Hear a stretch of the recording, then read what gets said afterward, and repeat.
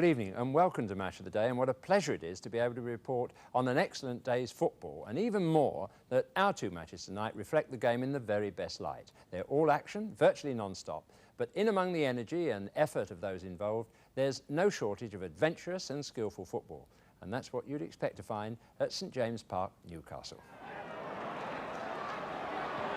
That was played beautifully by Waddle for Brown. McDonald is in the centre, and McAllister just got his hands to it.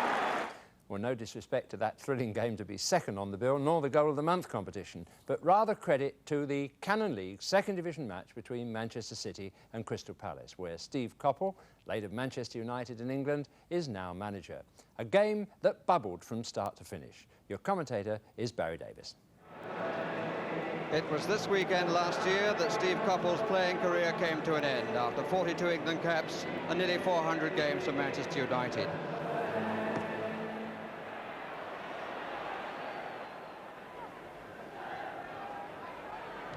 McElroy taken by Jimmy Greenough, on for Coppell. He did well! Oh, that's a brilliant goal! That is a superb goal by Steve Coppell! His new career as the youngest manager in the league reaches 10 games today. And after 1 point from their first 4 games, his side at Crystal Palace seemed to have settled down with 2 wins and a real chance against Sunderland in the second leg of the Milk Cup. It includes 3 players who took Palace up to the First Division in 1979, 4 ex-Arsenal, and the captain of the England youth team, Gary Stebbing. Billy McNeil will be staying. Hibernian will not be allowed to talk to him. That was the comment at lunchtime from the Manchester City chairman, Peter Swales. But there are, I believe, a few cards yet to be played in that particular game. And for the next 90 minutes, though, McNeil's only concern will be a 4th consecutive win from a team who began the season as promotion favourites. Their lineup today shows the return from injury of Andy May, but no place yet for Jim Tolmie. 2 new signings in the summer, David Phillips from Plymouth Argyle and Tony Cunningham from Sheffield Wednesday. The referee is George Tyson from Sunderland. And I imagine 1 or 2 others in the crowd may be setting their watches, because on Tuesday night against Blackpool in the Milk Cup, the opposition scored here after only 12 seconds. Crystal Palace in a red kit with the diagonal stripe. Wanting to do particularly well. That's side netting for their manager, Steve Coppell, on this ground. It's Clive Wilson.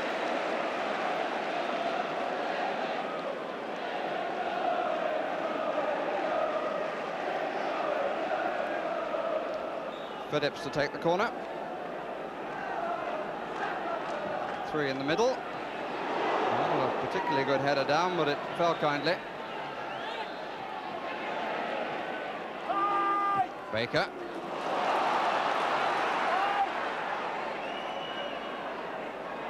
Gordon Smith. Came from Brighton last spring. Away by Sparrow. Tony Mahoney, somewhat isolated.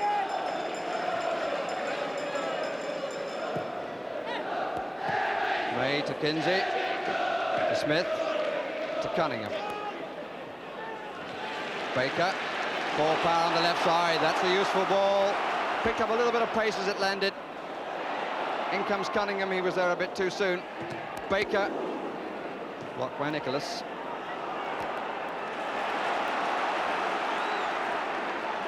Wilson, May. Baker once more.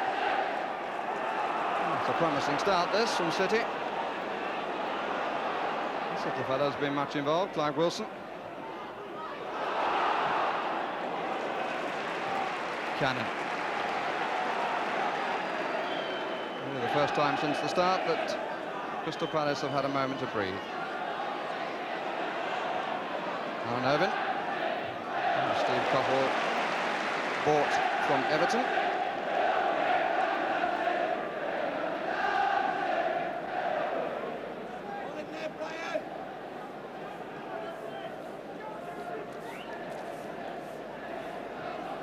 Lock. Mahoney coming across the area. Murphy. Foul by Baker.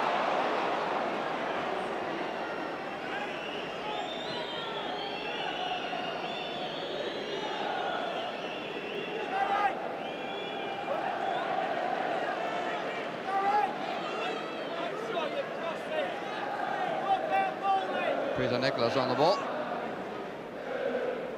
And may go to Murphy's favoured left.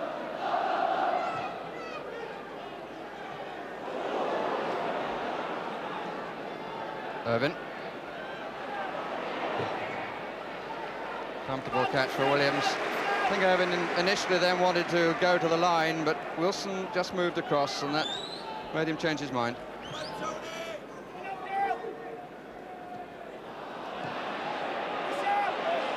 Had pleasant sunshine on the last Saturday of September.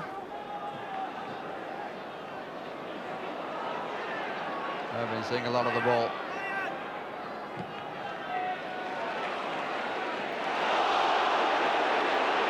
Free kick against White.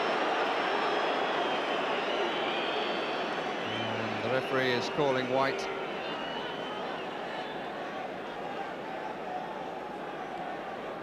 A little bit of exercise for Mr. Tyson. This White in the book.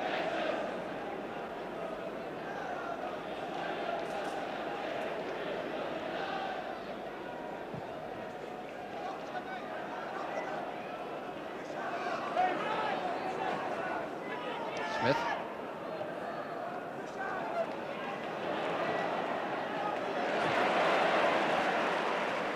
Jerry Murphy got caught by that challenge, but I think it was somewhat his fault. He wasn't as wholehearted as he might have been. Wilson. Must be by Smith, then is. 4 players around the 6-yard box for Crystal Palace. Locke, Cannon, White and Sparrow, as well as the goalkeeper. And Wilson finding Gordon Smith, who really had all the time in the world and took most of it, before opening the scoring with his 4th goal of the season. Well, they conceded 1 in 12 seconds on Tuesday, as I said. They've scored 1 in 12 minutes on Saturday.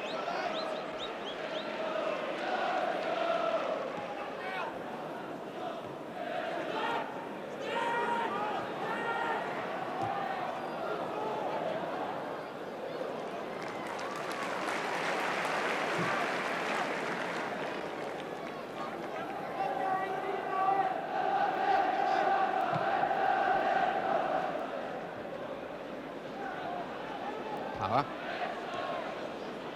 Wilson. Murphy. A bit of space here for Irvin. 2 against 2 in the middle. Can he try the left? He does, and he scores. And I don't think Alex Williams will be too happy about that. He came well forward, but there was a gap to his right hand, which was found. Good play by Alan Irvin. Quite sure who the thumbs up is to, other than to the bench, because he did that really on his own. It's his 2nd of the season, and it's 1-1 just after the quarter of an hour.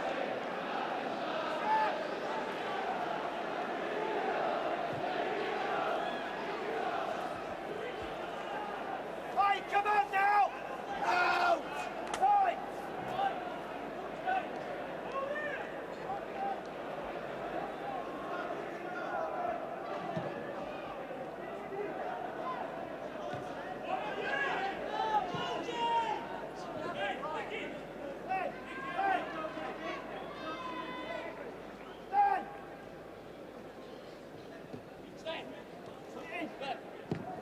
Murphy. Only getting in front of his man this time. Sparrow. Blocked by May. It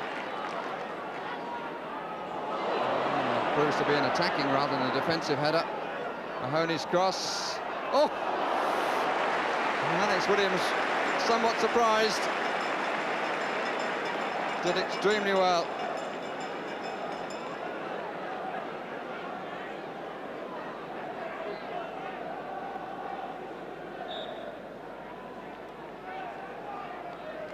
Irvin with the corner. Williams comes.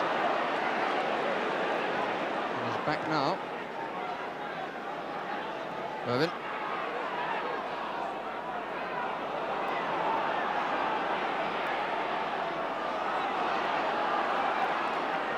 Cunningham. Smith. Phillips wants it in the inside left position. Baker's pulled wider to the left. Down this side is Kinsey. Needs first time or nothing. Kept in.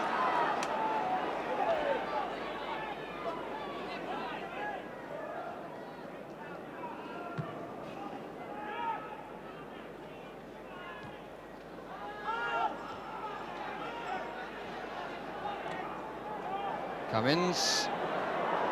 Irvin. And it was Wilson who got the challenge in alongside McCarthy. Stop him!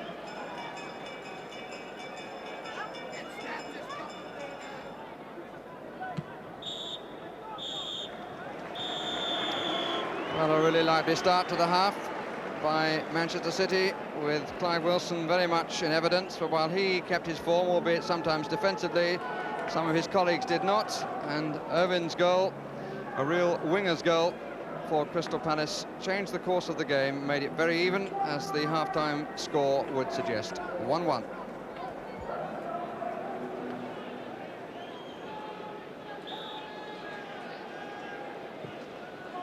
This is Manchester City's second season down in the second division. For Crystal Palace, it's their fourth. And so far, I think they provided an interesting game here. Wilson immediately taking up where he left off.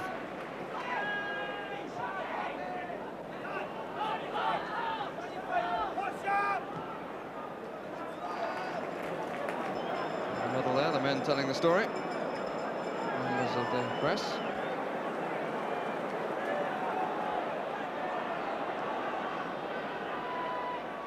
McCarthy.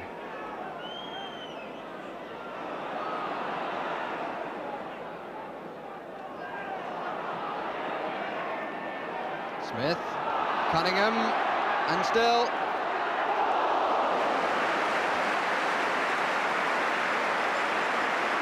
Good save from the goalkeeper, but good play by the centre forward. Took himself through in pretty robust manner. Was determined to get his shot in.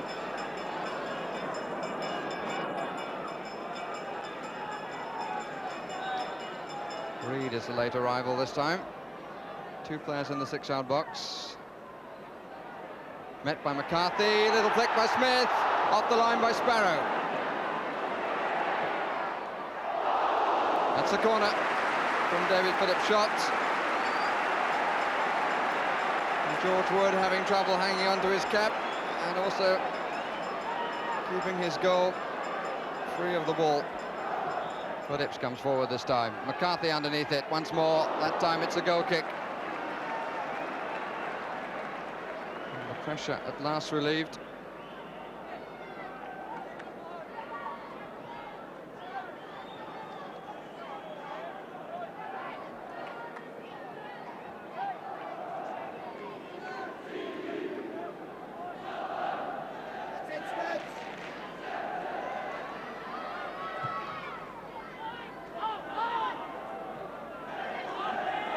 Irvin, Cummins, free kick against McCarthy, who never looked like winning the ball. And the referee has decided that that's a booking.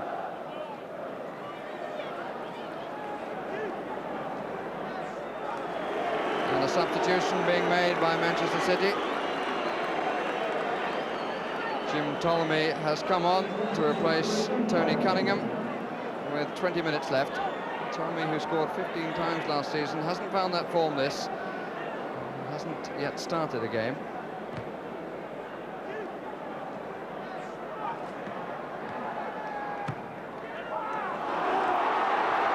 Kinsey chasing.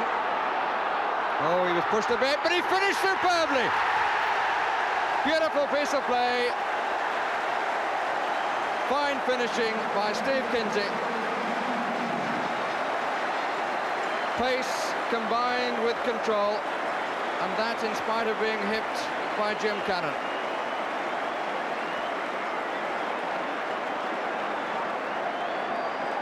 So within seconds of the substitution, before the substitute had actually touched the ball, Steve Kinsey makes it 2-1 for the home side.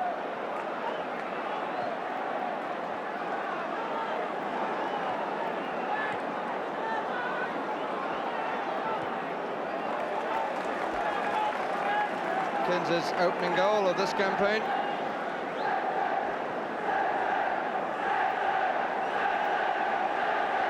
There's White. Mahoney. Good challenge by Parr.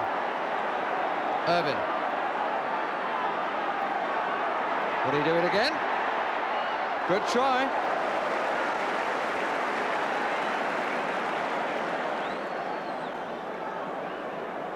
I'm sure he will be encouraged to do more of that.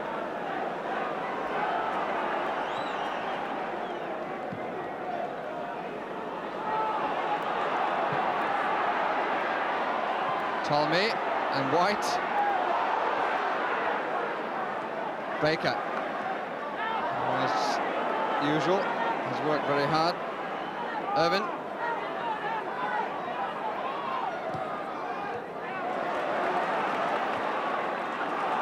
Smith. That pass is true. Good save. Struck it well. George Wood coming forward, blocked even better.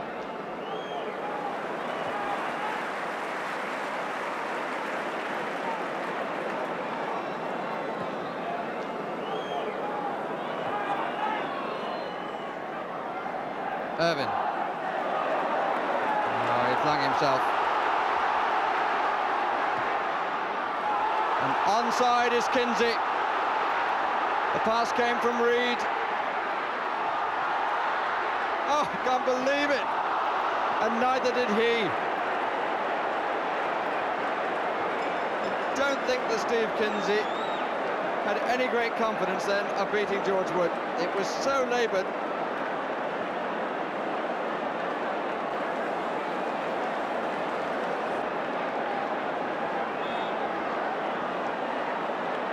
So Palace still in business with 2 minutes left.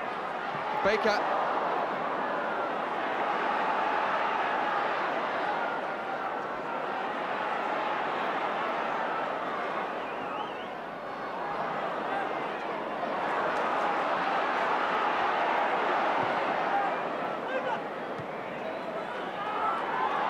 White.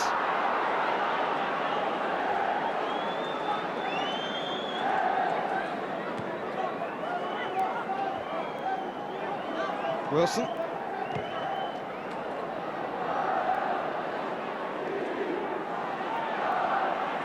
Sparrow.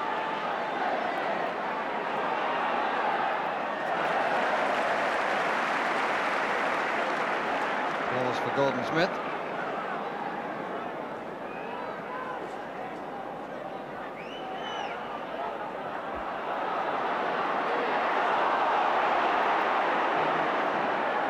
Appeal for handball, it's been given. And the Manchester players keeping their supporters on the edge of their seats.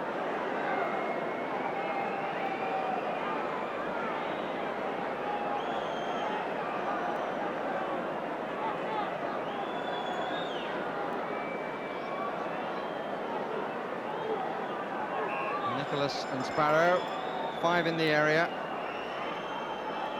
One of them cannon. Well climbed by McCarthy, the guardsman at the back.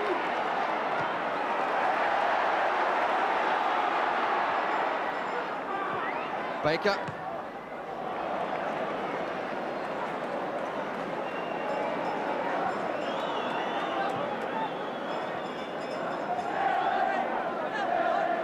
The referee has had a signal from both linesmen. And he has a few seconds to allow, I think.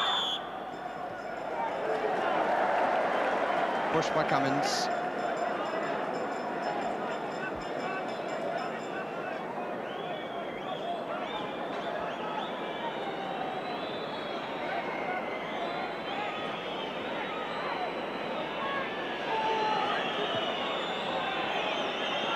McCarthy.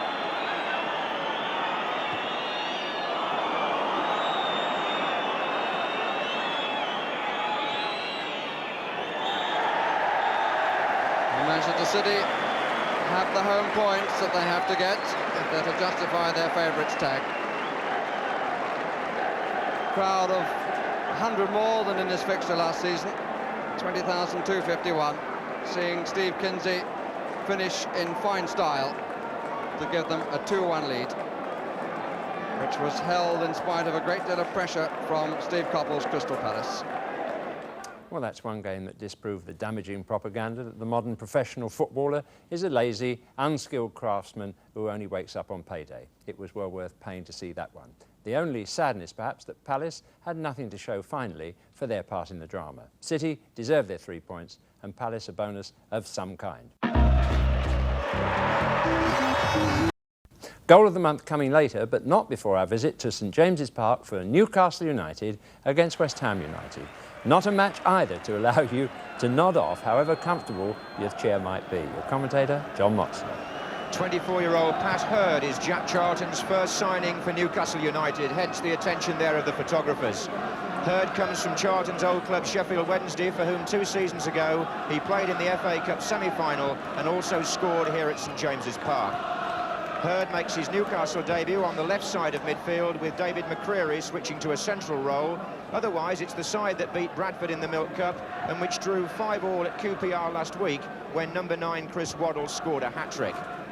Well, the man he has to beat today is 31-year-old Tom McAllister, who has excelled himself in the West Ham goal while he's been deputising for Phil Parkes. The Hammers still have Alan Devonshire and Dave Swindlehurst on the injured list, and Alan Dickens failed a late fitness test on a hamstring. So the only change from the team which drew at Bristol on Tuesday is the return of Bobby Barnes. And some loyal West Ham supporters have made a 600-mile round trip this weekend to Tyneside.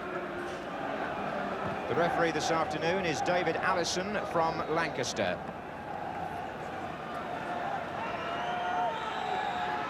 So West Ham in the claret and blue, playing from left to right in the first half on a bright, sunny afternoon here in the northeast.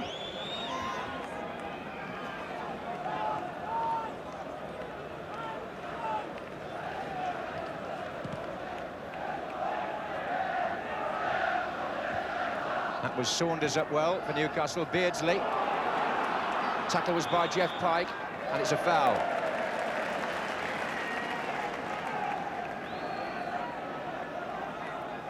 St James's Park pitch looking in very good condition as Roeder takes the kick and looks for Waddle.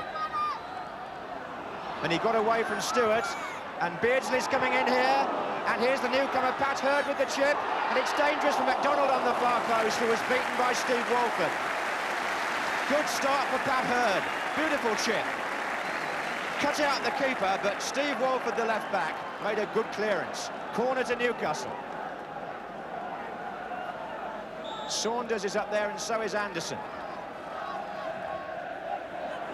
And McAllister came well, and off the line by Goddard, I think, and volleyed away by Hurd.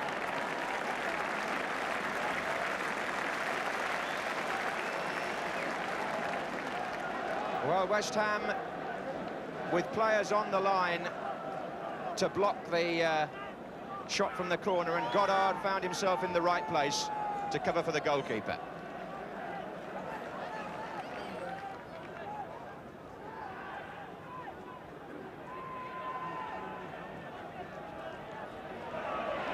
Good challenge.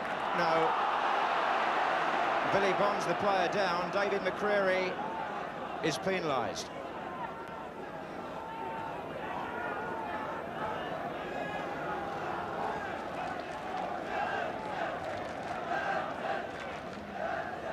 Here's Alvin Martin.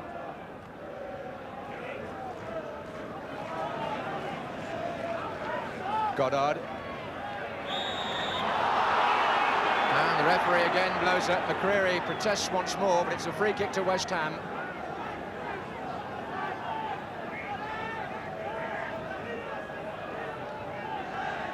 Gale and Martin are both forward. Stewart to take it. And Martin came in with a very good header. Alvin Martin is captain of West Ham this season. Went forward for that free kick from Ray Stewart and met it firmly. A header just going over. Fans well packed at that Gallowgate end of the ground, where the Newcastle United faithful are always gathered. Cottee. And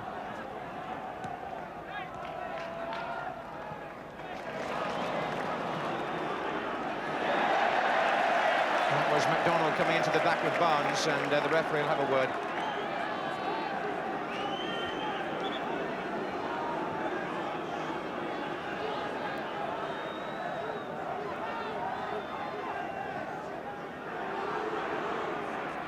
Walford forward. Cottee back to Gale.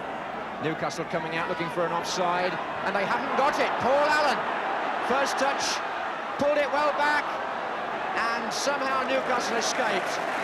But 2 points about that. They went for an offside, came streaming out, and the flag stayed down. And if Paul Allen had possibly managed to control it rather better first time, it was a great chance. As it was, he pulled it back, and defenders were on hand.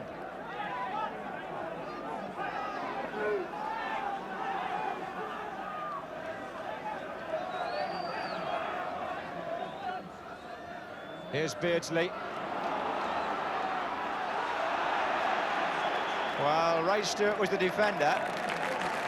Beardsley looks for a corner at worst. He's also looking for a free kick at best for obstruction. And that's what it's going to be.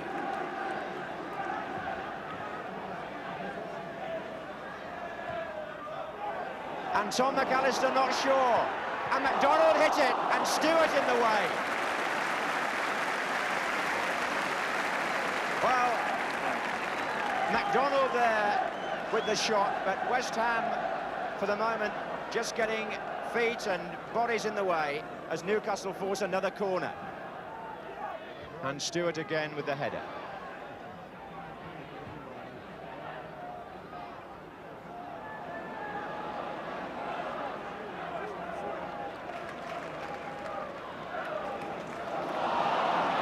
Gale.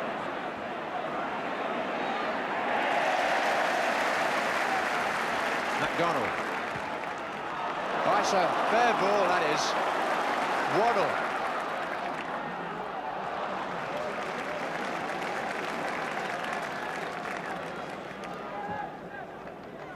Offside on the return. The flag on my side is up. The referee hasn't seen it. And if this goes in, McDonald closing in with Martin, but that's got to be played right back. There was an offside flag some time before.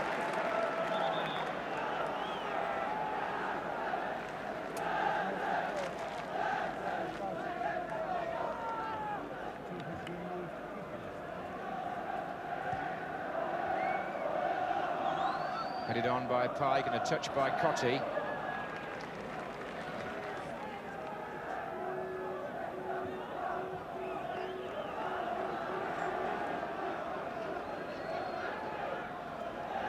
And Goddard turned them all.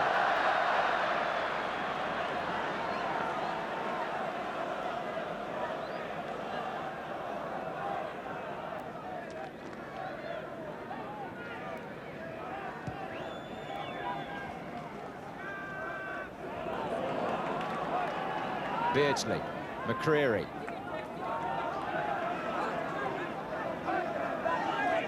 This is Wharton. Beardsley's made the run across.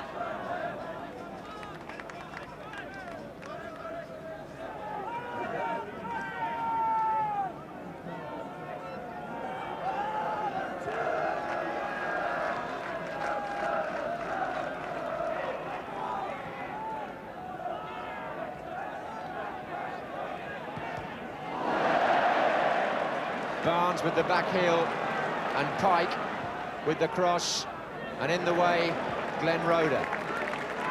Beardsley with the flick. Oh, offside. Just offside. What a shame. The linesman was right, but it was a terrific move. Beardsley collected Roeder's long clearance and just flicked the ball on for Waddle, who was level with the last defender, which means he's offside.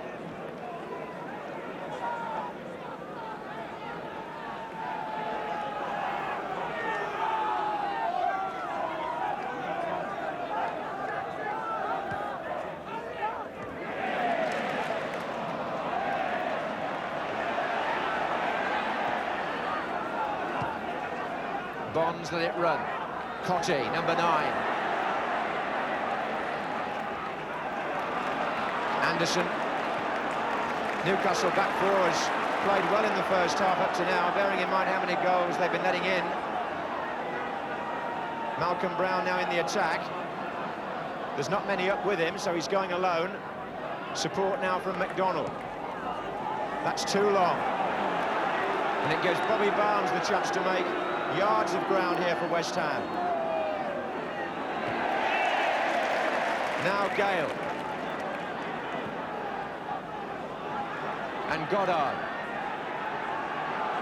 That's a promising run. Oh, it came back off into Cottee. Goddard! No, the flag's up. And that may well have been for hands.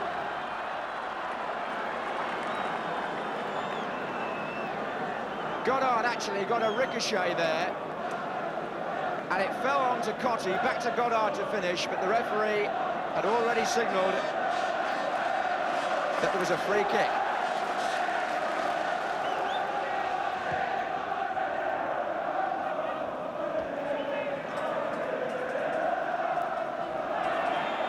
Pushing by Bonds.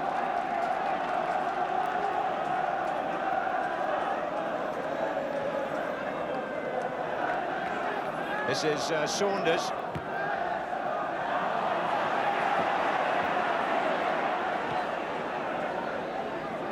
Another good ball from Tony Gale, out to Cottee. West Ham need players forward here. Pike. Walford. Barnes. Impetuous challenge by Brown, but play on, says the referee. Walford's cross, headed away by Roeder. On the chest of Waddle, McDonald too hurried. Waddle won it back. And he's got two to his left, and there's promise here. Beardsley, number 10. Brilliant goal! Peter Beardsley!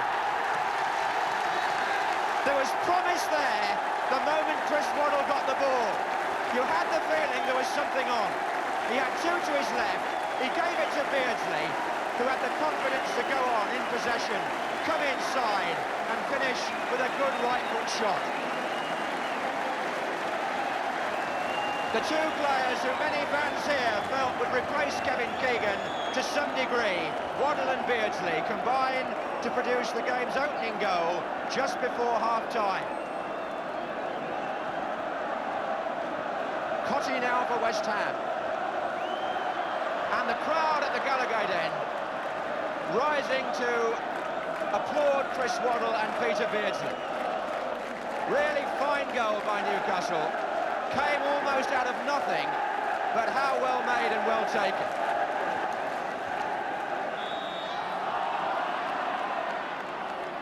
Stewart, the player, fouled in stoppage time at the end of the first half.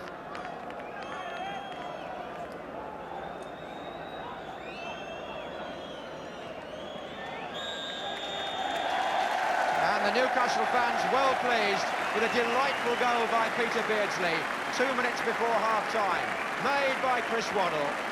And West Ham, for whom most things revolved around Paul Goddard, he kicked one off the line early on, had one disallowed just before Newcastle scored. West Ham's resistance was broken right at the end of the half, but there was plenty of incident, and Newcastle go in with a 1-0 lead.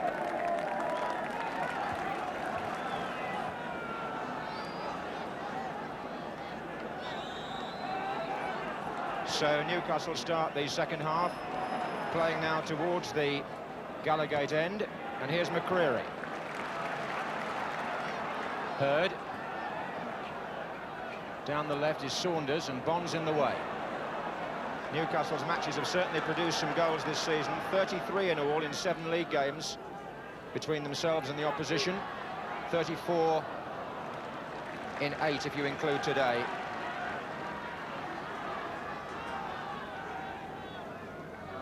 Many people wondered how the strikers would fare in the First Division without Kevin Keegan. Well, Beardsley may have gone some way towards supplying the answer.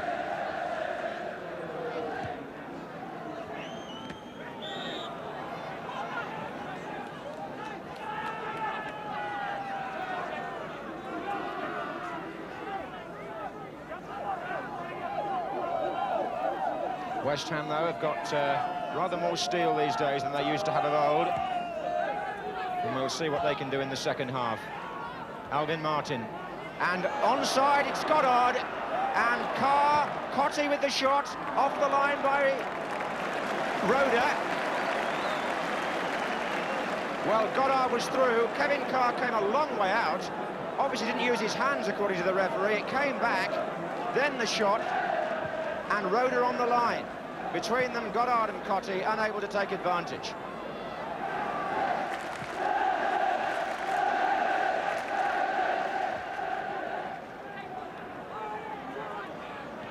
Donald. That was played beautifully by Waddle for Brown. McDonald is in the centre, and McAllister just got his hands to it. It evaded McDonald by a whisker. That cross from Malcolm Brown.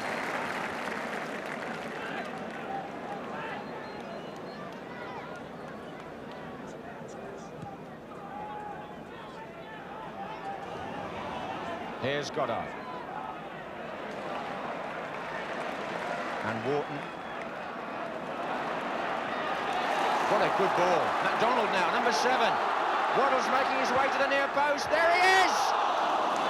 And Newcastle so close to going 2-up on 2 occasions in a matter of less than a minute. McDonald this time the provider, and Waddle coming in put it just wide.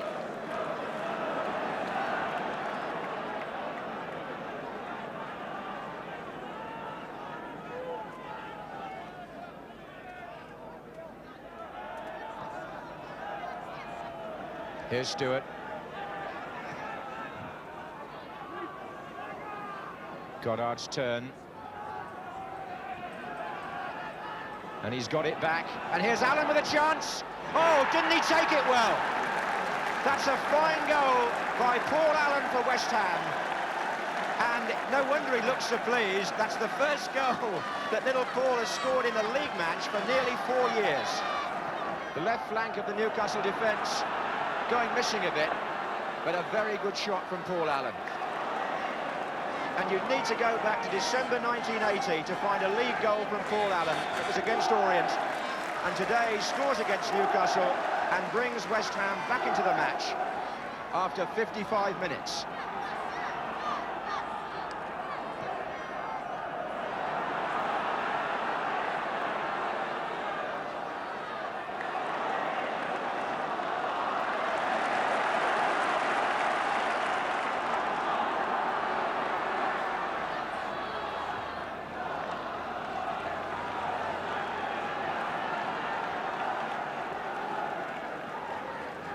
Here's Saunders.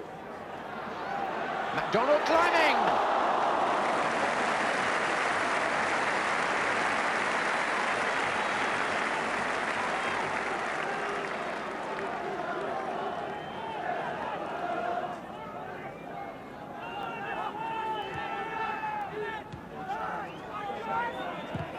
In by Barnes, here's Pike. Cottee's through the centre, and he got away from Roeder there, did Cottee, but didn't get a good cross in. Opportunity there for West Ham. So the match finally balanced now, just about halfway through the second half. Newcastle 1, West Ham 1. Glenn Roeder for Newcastle. To Malcolm Brown.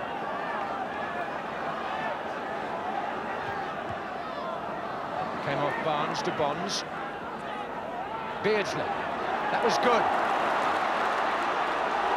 That was very good by Beardsley. Hurd is coming in. Here's McDonald. And McDonald from Beardsley's excellent approach work could so easily have put Newcastle back in front. Beardsley's cross. Hurd was nearly there. McDonald was wide.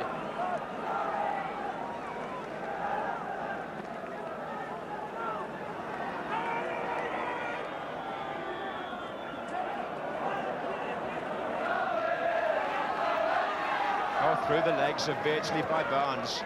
Some of the individual skill in this match at pace has been of a very high order. Allen to Stewart. Typical West Ham, they keep coming forward. Goddard on again to Allen, brilliantly done. Was he fouled? No, says the referee. Newcastle had their hearts in their mouths. The challenge by Glenn Roeder on Paul Allen, very near the goal line, was adjudged to be fair. But Allen and the West Ham players looked long and hard at the referee.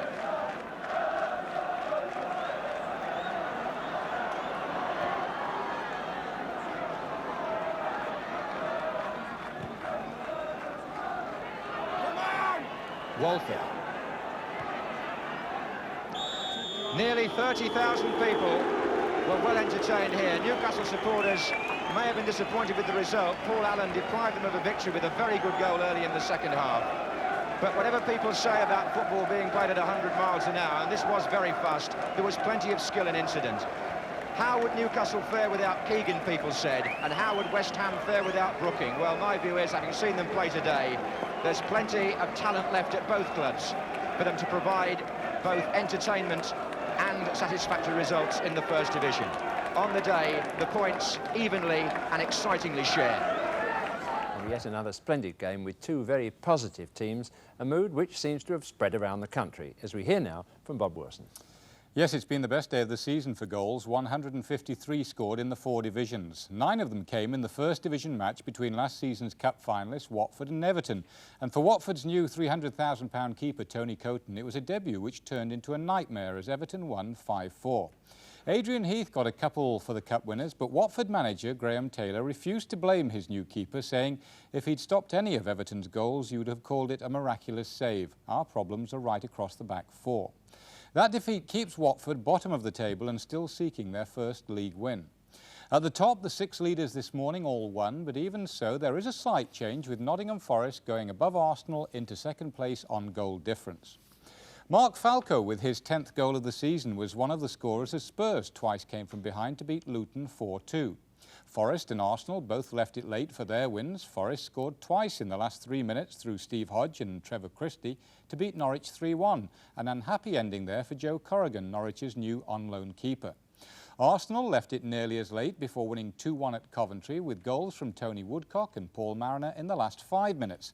Earlier, Arsenal's Pat Jennings, playing his 750th league game, had prevented Coventry taking a 2-0 lead by saving a penalty from Kenny Hibbert. Gordon Strachan's penalty, his 4th of the season, gave Championship favourites Manchester United a controversial 2-1 win at West Bromwich Albion. Even United manager Ron Atkinson said it may not have been a penalty. Some of our lads thought Jesper Olsen was brought down outside the box. The shock of the day, though, was Liverpool's 2-0 home defeat by Sheffield Wednesday. Imre Varadi and Gary Shelton the scorers for the First Division's new boys. Division 2, the top 3 all won at home, and Leeds, who beat Oldham 6-1, move up 4 places to lead 3 other clubs on 15 points. In the 3rd Division, the top 3 also won, while Doncaster's 2-0 win over Bolton puts them 4th. Division 4 is still led by Hereford, the only club yet to concede a goal in the league. They beat Port Vale 1-0, while Bury were held to a goalless draw by Chesterfield. Well, now for the September Goal of the Month competition, and I'll remind you how to enter in a moment, but first a look at the goals, starting with goal A scored by Des Bremner for Aston Villa against Norwich.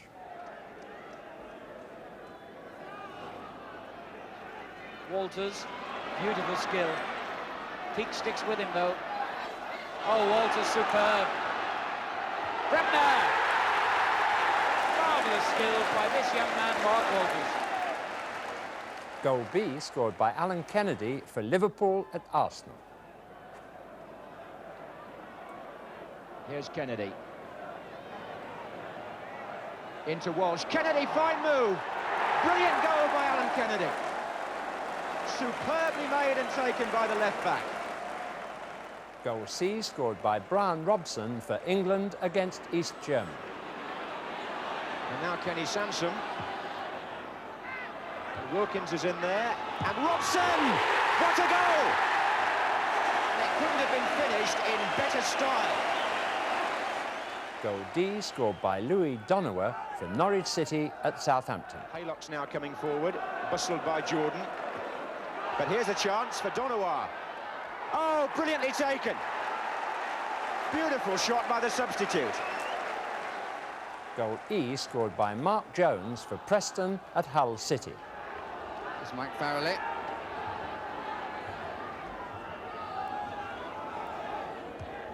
Oh, that's a beautifully hit shot. Quite superb goal by Mark Jones. Magnificent goal. Goal F scored by Garth Crooks for Tottenham Hotspur at Halifax. Back to Perriman. Niftily done. Oh, beauty. Garth Crooks. What a great piece of play. Goal G scored by Peter Beardsley for Newcastle against West Ham. On the chest of Waddle, McDonald too hurried. Waddle won it back. And he's got two to his left, and there's promise here. Beardsley, number 10. Brilliant goal! Peter Beardsley! Goal H scored by Paul Allen for West Ham in the same match.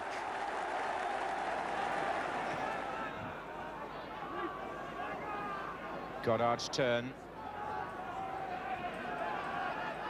And he's got it back. And here's Allen with a chance. Oh, didn't he take it well? That's a fine goal by Paul Allen for West Ham. Here's a check on those goals. Goal A, Des Bremner. B, Alan Kennedy. C, Brian Robson. D, Louis Donowa. E, Mark Jones. F, Garth Crooks. G, Peter Beardsley. And H, Paul Allen. And the sender of the first correct entry drawn from our postbag to coincide with the choice of our panel will receive £100 worth of premium bonds. So here ends 50 minutes of potent advertising for the professional game in this country. Our thanks to all those who played a part. Let's hope that mood continues for Sports Night on Wednesday, when we'll follow the fortunes of all the British clubs in Europe with the best action available, plus a feature on Nicky Lauda and the Horse of the Year show from Wembley. That's Sports Night, 9:55 on Wednesday. And we'll be back with horses and footballers next Saturday at 10:35. From Bob and me, good night.